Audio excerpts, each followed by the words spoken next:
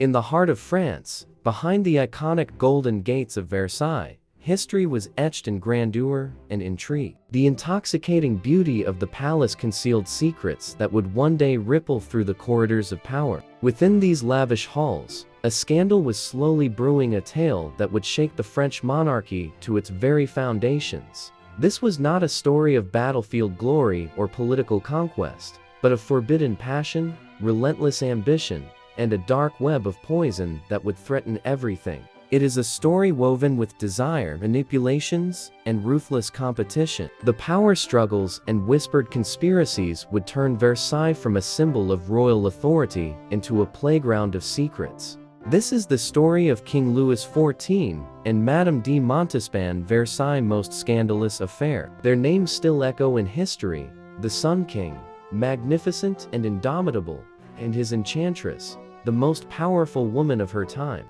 Together, they would change the face of France, but their love would come at a price. Louis XIV ascended to the throne in 1643. He was just 4 years old, a mere child faced with the burden of kingship. France was in turmoil, divided, and threatened by enemies both within and beyond its borders. The death of his father, Louis XI, left a vacuum, and it was the formidable Queen Anne of Austria, his mother, who steered the country through regency and political storms. But as Louis grew, so did his ambition, resolve, and vision. By the time he reached his early 20s, Louis had already begun to transform France, commissioning the grand palaces and monuments that would proclaim his reign in stone and marble. The Sun King's vision was unequivocal: absolute monarchy. He believed in his divine right, famously asserting, "L'état, c'est moi, I am the state."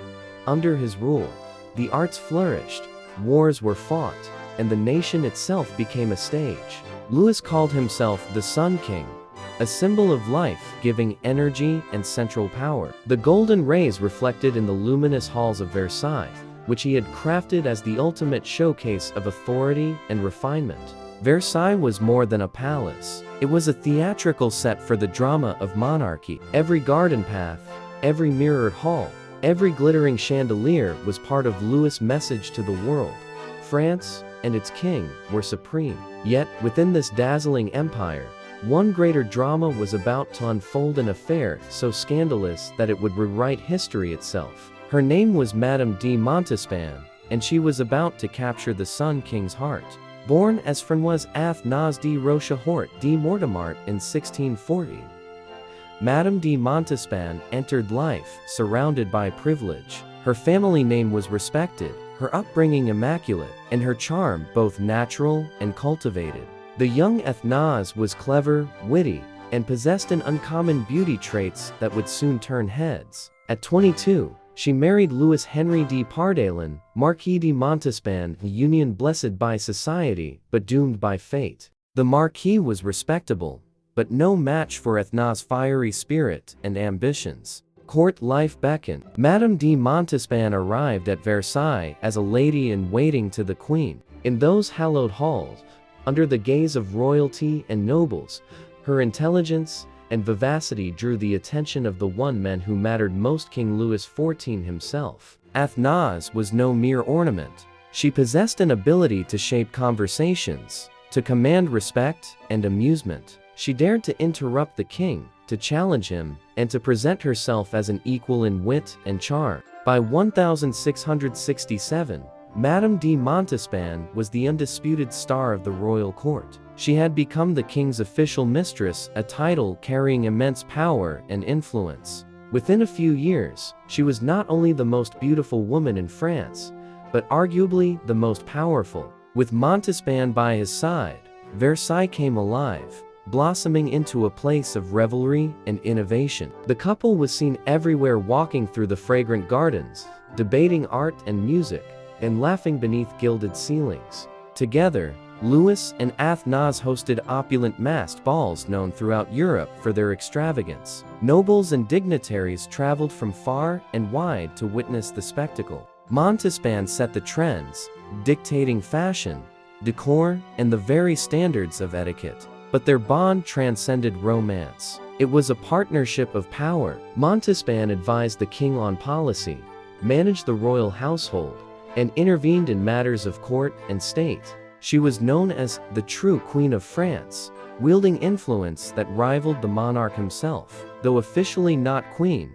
to the world and the court, she was royalty. Her voice could make or break careers, her favor, the avenue to fortune or disgrace. Montespan's rise was meteoric, a testament to talent, tenacity, and the volatile passions of Versailles. Yet, for every star, there is a shadow. Queen Marie Arce of Austria, Louis's lawful wife, endured her humiliation with stoic grace. The queen, raised in strict Spanish tradition, was never to match Montespan's fiery charisma or wit. She bore her suffering quietly, isolated by language, culture, and the relentless gossip of her husband's affair. Her dignity became her only armor as she watched the boundaries of propriety dissolve. Louis and Montespan's relationship produced numerous children, many of whom were eventually legitimized, given titles, and integrated into royal life. The proliferation of royal bastards was both a public spectacle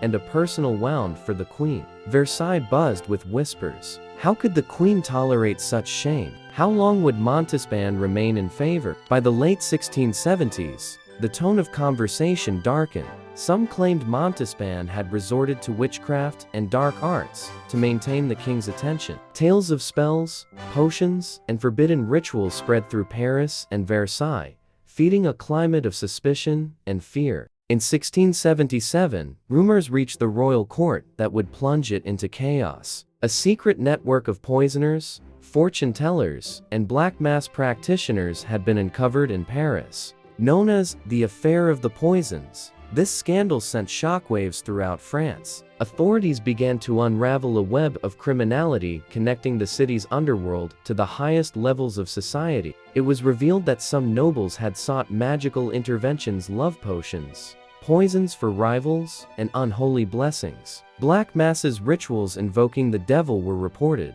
with disturbing accusations of infant sacrifices and curses. The police arrested dozens, and trials gripped the nation's imagination. Madame de Montespan was soon named as a participant in these dark rites. Her enemies at court spread stories of her visits to fortune-tellers and apothecaries. Some alleged she sought help in keeping the king's love.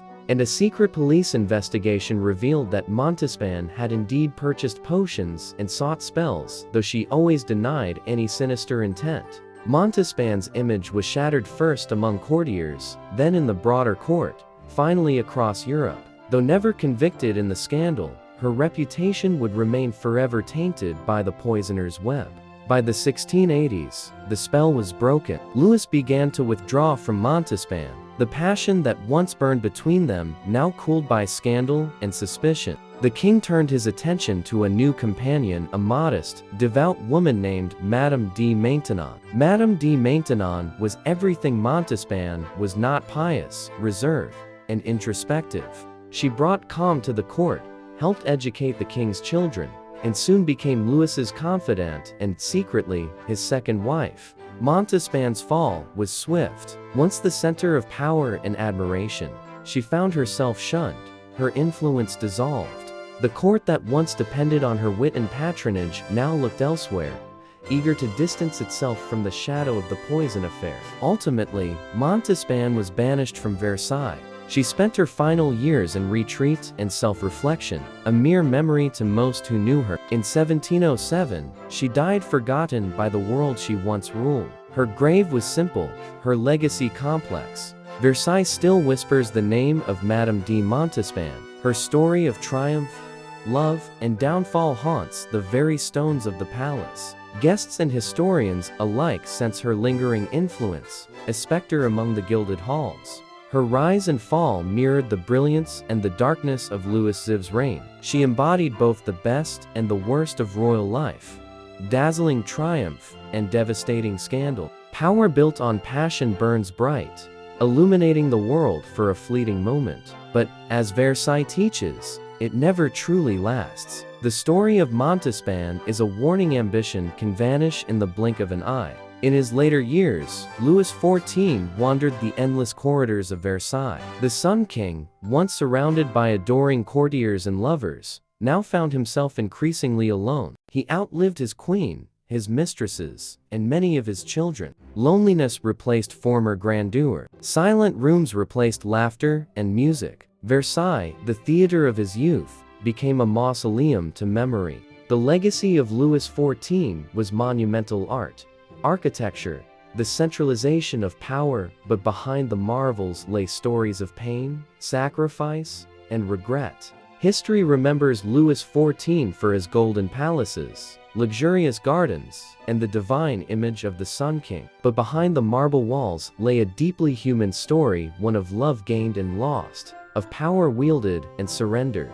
We must look beyond the sweeping grandiosity of Versailles to see the complex, beating heart beneath. The story of Madame de Montespan is also a story of those who rise and fall on the whims of power. Centuries later, her spirit still lingers in the mirrored halls. Every visitor to Versailles walks the same corridors, whispers her name, and wonders about the secrets the palace still keeps. It is a reminder to us all, beneath the crown, however gilded, beats the heart of a mortal. Those who seek greatness are often touched by tragedy. You've been watching Royal Affairs Unveiled, where history's greatest intrigues come to life once more. Join us as we uncover the mysteries, passions, and scandals behind the world's most powerful thrones. Subscribe for more untold stories of love, power, and the shadows behind the crown.